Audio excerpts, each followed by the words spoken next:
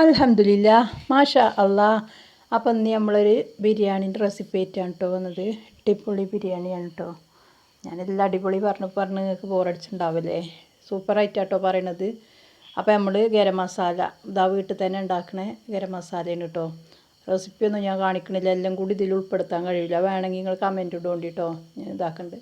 അങ്ങനെ ആ ഗരം മസാലയൊക്കെ കൂട്ടി പൊടിച്ചങ്ങാണ്ട് അതവിടെ ഒരു അളക്കിലവിടെ ഇട്ടിച്ചു. പിന്നെ നമ്മൾ സവാള കട്ട് ചെയ്യാണ് കേട്ടോ. പിന്നെ ചോറ്റക്കും വേണം, ഇറച്ചിക്കും വേണം.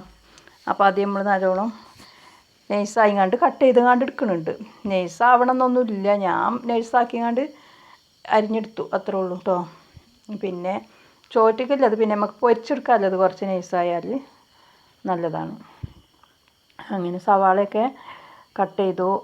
പിന്നെ നമ്മൾ അരി വെള്ളത്തിൽ നല്ലോണം ഇട്ടുങ്ങാണ്ട് ഒന്ന് കഴുകിങ്ങാണ്ട് കുറച്ച് നേരം അവിടെ കുതിരാൻ